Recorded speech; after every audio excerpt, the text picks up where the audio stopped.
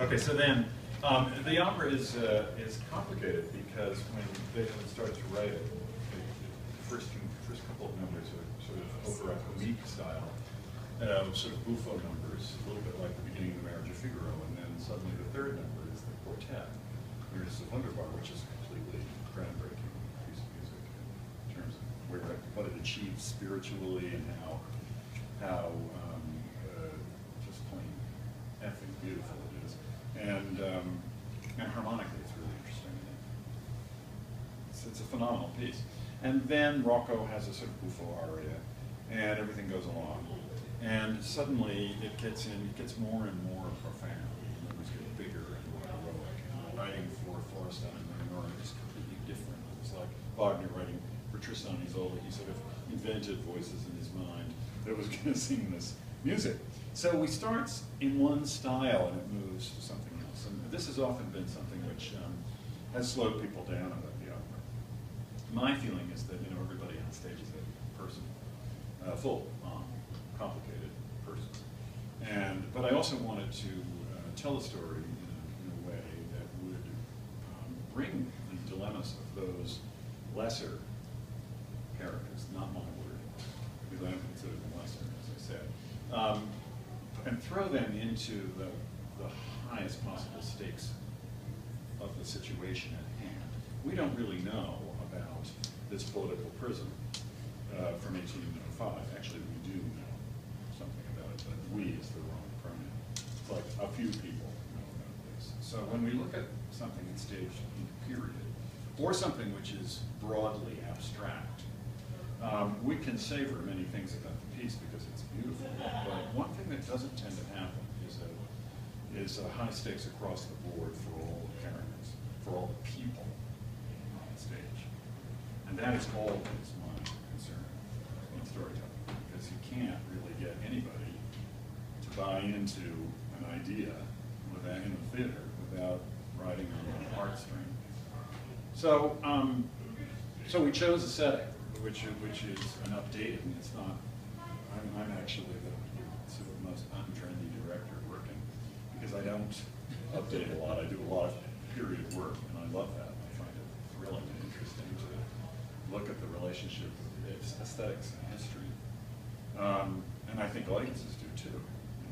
But in any case, I felt like that wasn't the place that was going to put the moral ambivalences and ambiguities of this piece into the laps of the audience in a way that was really square and straight on. And so we've chosen a setting, and I think probably I'm going to be a little, I'm not going to tell you what it is, because live theater is live theater, you know what I'm saying? And it's live theater because you don't know what it is, and you find out when you actually see it. Photos. Correct. Oh, so you have the photos? Yeah. Okay, so you have the photos, so you've seen. Yeah. So it's the last days of World War II. It's essentially, we figured out it has to be April 23rd, 1945, because that's Hitler's birthday. And they say, das Königs Namensfest ist heute. Rocco says our leader's birthday is today. And that's why I've let the prisoners take the walk in the sunshine. In any case, it's the end of the war, and the privations all down the line on the German side were so extreme by this point. The last 6 months of the war, they shot, something like 50,000 of their own deserting soldiers, because they were going to stick to the hard line, and it was going to be Hitler and Ilse Koch and everybody else walking straight into the firing rifles, and that's the way the war was going to end if it had to. They weren't going to give up. Surrendering, they're walking away from the front line, and they rummaged up all of these civilian armies made up of kids, 12-year-old boys and 65-year-old men, and sent them right into the fray without any training or any proper weapons or anything.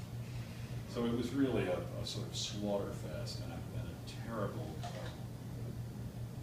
disintegration of the German war effort, because they were running out of money and they were losing fair and square, and all of East Germany was, at that time, already had been run over by the Red Army from Russia, and we were well on our way in from the West.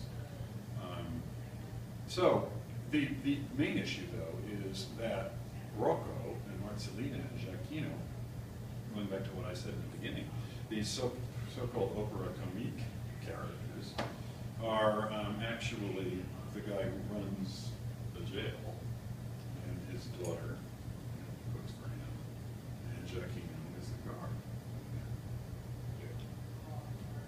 So that suddenly, in this context, we have a very heightened awareness of Nazi symbology and what happened.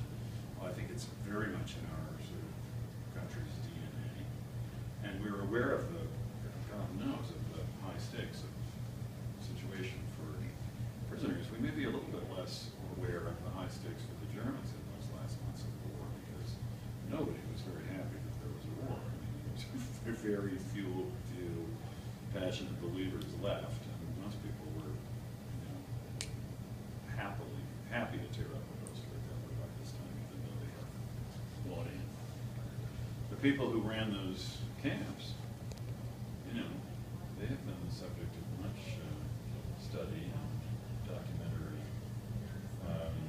observation, and the children of the people who run those camps, and the children of the people who were members of the Nazi Party, and the children of the people who fought as Nazi soldiers, not to mention who worked in the high command or the SS or whatever it happened to be.